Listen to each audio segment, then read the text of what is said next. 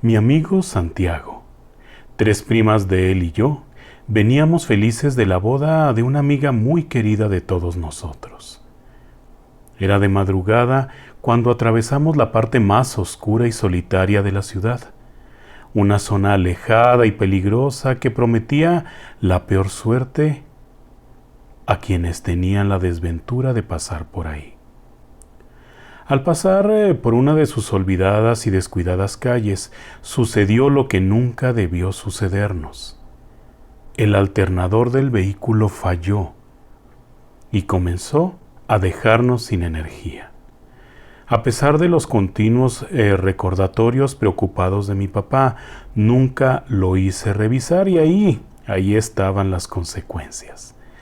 Las luces parpadeaban intermitentemente, el estéreo dejó de funcionar sumiéndonos en el silencio y el vehículo poco a poco detuvo su marcha frente al enorme y abandonado edificio de la Casa Hogar Femenil del municipio. Eran las 3 de la madrugada y el ambiente de tensión electrizante que antecede a la tormenta aceleraba el pulso y ponía los ánimos en alerta ante el temor de lo que pudiera ocurrirnos. Quedarnos dentro del vehículo, la verdad, no era una opción. Con la lluvia que comenzaba, abrir las ventanas pues era imposible, así que decidimos buscar refugio dentro del edificio, que parecía en aquel momento la mejor opción, considerando las decenas de casas semidestruidas que distinguíamos alrededor, con sus oquedades oscuras que, más que ventanas, eran derruidas amenazas que nos observaban. Cuando la tormenta comenzó a azotar con intensidad, encontramos una puerta que cedió al empuje razonablemente fuerte que hicimos Santiago y yo, y entramos aturdidos por el aroma a humedad y ratas que flotaba en el ambiente. Nuestros ojos luchaban por acostumbrarse a la penumbra reinante, cuando nos sorprendió el extraño orden que reinaba en el edificio. En verdad, fuera de lugar, considerando los casi 70 años de abandono desde aquel suceso extraño que envolvió al orfanatorio y que ocasionó que las autoridades procedieran a su clausura inmediata. Todo estaba en orden, y parecía que incluso el deterioro por el tiempo había sido indulgente con los tapices de muebles y paredes, pero el lugar en verdad daba escalofríos.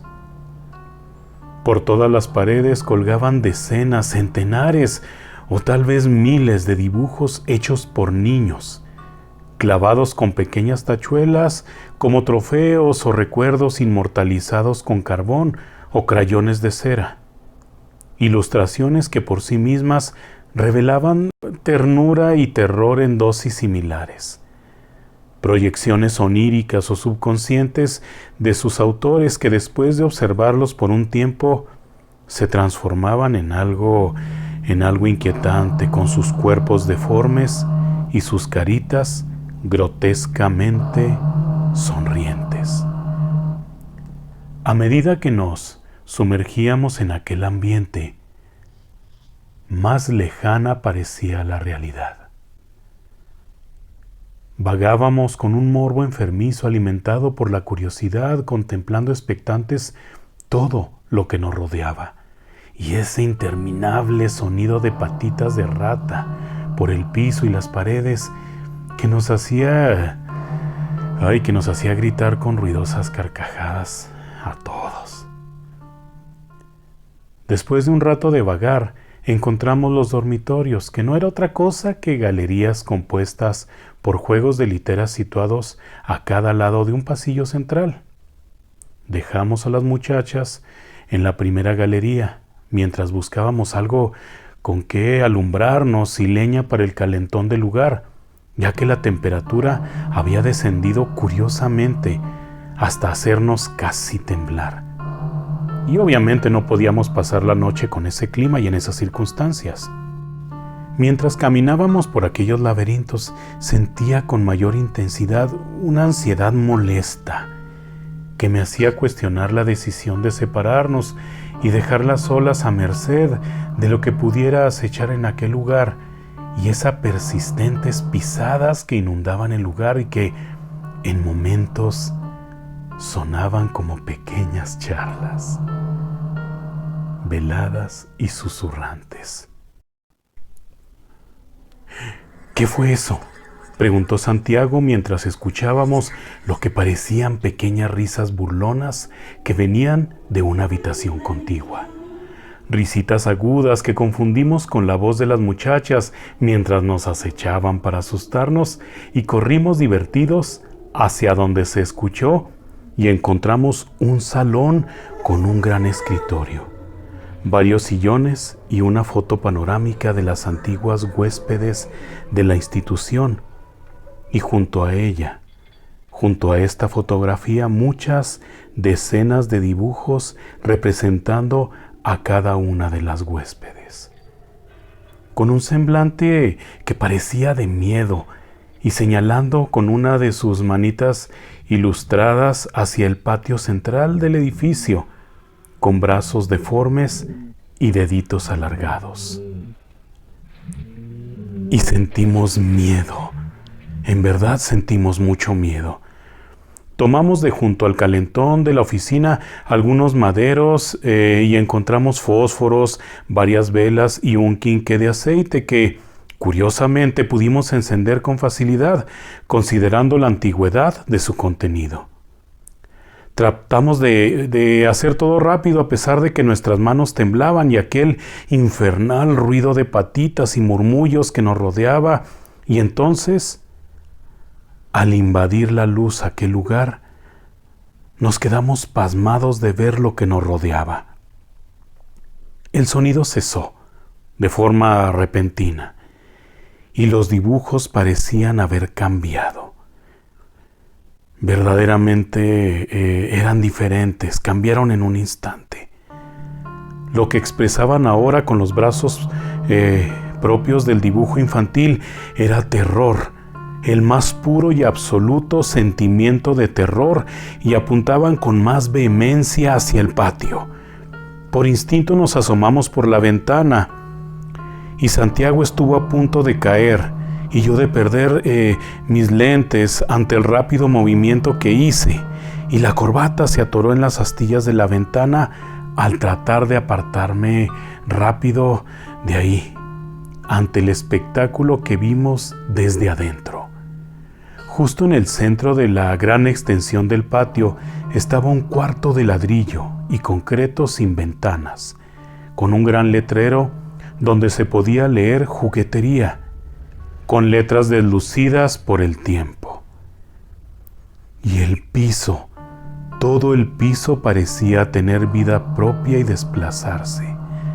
Pero pronto nos dimos cuenta que estaba compuesto por objetos parecidos a cocos, que se movían con la ayuda de miles de patitas y que nos estaban observando y que venían hacia nosotros. Al echar a correr vimos que los dibujos no apuntaban ya hacia el patio, sino que dirigían sus dedos horriblemente deformes hacia nosotros, y su semblante era de súplica. La sangre se congeló en mis venas cuando vi uno de aquellos seres junto a la puerta, y era una pequeña cabeza en el piso que nos miraba sonriente, con una mirada desquiciada de burla, y parecía flotar movida por sus cabellos como miles de patitas. En aquel delirio corrimos sin rumbo con la sola idea de encontrar a las muchachas y salir de inmediato de ese lugar, y en cada esquina, en cada candil y sobre los muebles se movilizaban las cabecitas y colgaban tratando de correr hacia nosotros o caernos encima, y creí enloquecer cuando Santiago cayó al piso y fue cubierto rápidamente por ellas. Corrí dando alaridos por todo el edificio, torturado por aquellas presencias y por los dibujos infantiles que parecían compartir mi terror y se movían inquietos, y encontré la galería con las literas, pero no había nadie ahí. y sentí un mareo de la impresión cuando de una de las paredes colgaban 3 dibujos horriblemente parecidos a las muchachas con todo y su vestimenta de fiesta. Y el cuarto de los dibujos era un personaje con traje asombrosamente parecido a Santiago. Y entonces, entre tropiezos, caídas y golpes, me encontré con un espectáculo terrible. Las 4 cabezas de mis amigos me sonreían colgadas del marco de la puerta principal. Y fuera de mí, logré salir del edificio y entré a mi auto llorando a gritos mientras abrazaba mis rodillas. A la mañana siguiente, un agente de policía me despertó. Y mientras trataban de cuestionarme el porqué de mi presencia en ese lugar, no pude recordar lo sucedido. Y solo me dediqué a balbucear lo que creí ver en sueños, como la reunión de 4 ancianas de aproximadamente 80 años, que divertidas trataban de concluir el dibujo de un joven con gafas y traje que las observaba con terror desde la mesa, dentro de un cuarto de ladrillo y concreto atestado de juguetes. Al pasar los años, investigando, me encontré con una nota periodística que describía lo sucedido en el lugar hace 70 años. Una mañana, al llegar los proveedores al orfanato femenil, se encontraron con que todas, las inquilinas, el personal, todos habían desaparecido de forma extraña. Y solo encontraron a 4 niñas divertidas, haciendo centenares de dibujos dentro del pequeño cuarto de la juguetería. Esta fue una historia más entre amigos. No olvides darle like y suscribirte y estar pendiente de la siguiente historia que preparamos para ti. Y como siempre, que descanses.